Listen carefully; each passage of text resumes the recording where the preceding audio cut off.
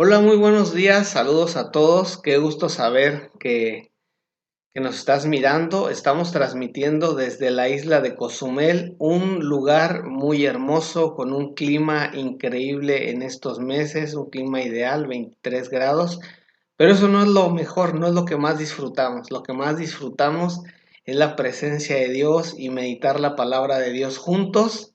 Y bueno, ya estamos en el día 11 de enero. eh, Estamos viendo Filipenses capítulos del 12 al 21 y tiene como título esta meditación Exaltando a Cristo. Y bueno, voy a darle lectura a los versículos 12 al 21. Dice de la siguiente manera: Quiero que sepáis, hermanos, que las cosas que me han sucedido han redundado más bien en el progreso del Evangelio, de tal manera que mis prisiones se han hecho patentes en Cristo en todo el pretorio y a todos los demás, y a la mayoría de los hermanos cobrando ánimo en el Señor con mis prisiones. Se atreven mucho más a hablar la palabra sin temor. Algunos a la verdad predican a Cristo por envidia y contienda, pero otros de buena voluntad. Los unos anuncian a Cristo por contención, no sinceramente, pensando añadir aflicción a mis prisiones, pero los otros por amor, sabiendo que estoy puesto para la defensa del Evangelio. Pues que pues, que no obstante, de todas maneras, o por pretexto o por verdad, Cristo es anunciado, y en esto me gozo y me gozaré aún. Porque sé que vuestra oración y la suministración del Espíritu de Jesucristo, esto resultará en mi liberación, conforme a mi anhelo y esperanza de que en nada seré avergonzado. Antes bien, con toda confianza, como siempre, ahora también será magnificado Cristo en mi cuerpo, o por vida o por muerte. Porque para mí el vivir es Cristo y morir es ganancia. Y bueno, en estos versículos que leímos podemos ver que en lugar de obstaculizar la expansión del Evangelio, la prisión de Pablo, se habían dado nuevas oportunidades para dar testimonio, particularmente entre la élite del ejército romano. La promesa de Dios a Pablo fue que anunciaría la palabra de Dios a los gentiles, a muchos pueblos, reyes, gobernadores, autoridades, personas importantes, pero yo me imagino que Pablo no se imaginaba en qué circunstancias lo iba a hacer.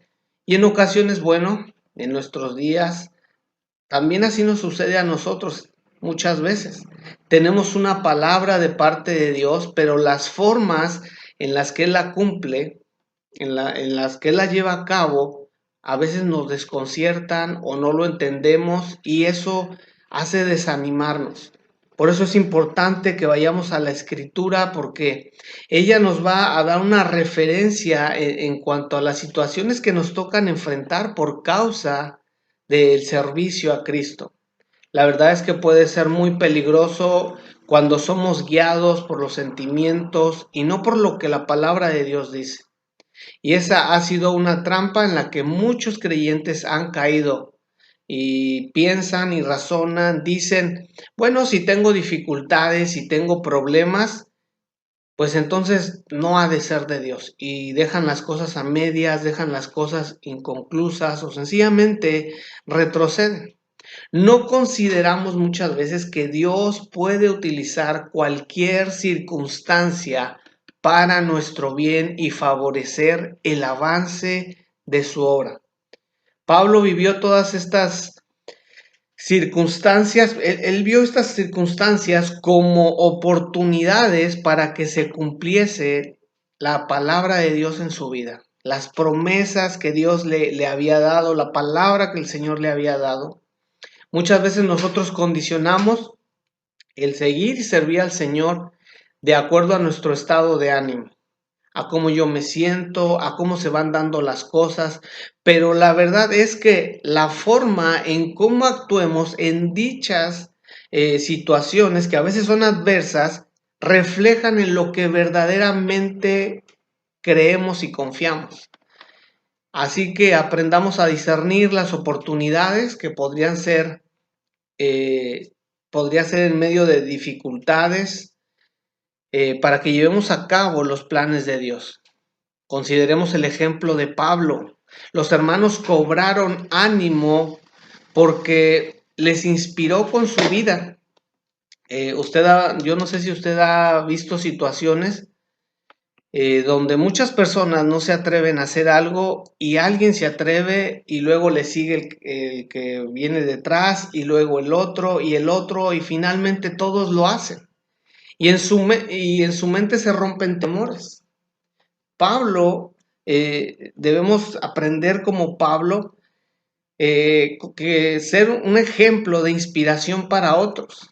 En el versículo 14, mire lo que dice. Y la mayoría de los hermanos, cobrando ánimo en el Señor con mis prisiones, se atreven mucho más a hablar la palabra sin temor. Gloria a Dios por esos hermanos que nos inspiran en su compromiso, en su generosidad, en amor, en sacrificio, en devoción, en su trabajo que hacen para la obra de Dios. Hermanos, por ejemplo, que hasta con cosas sencillas, ¿no? Muchas veces.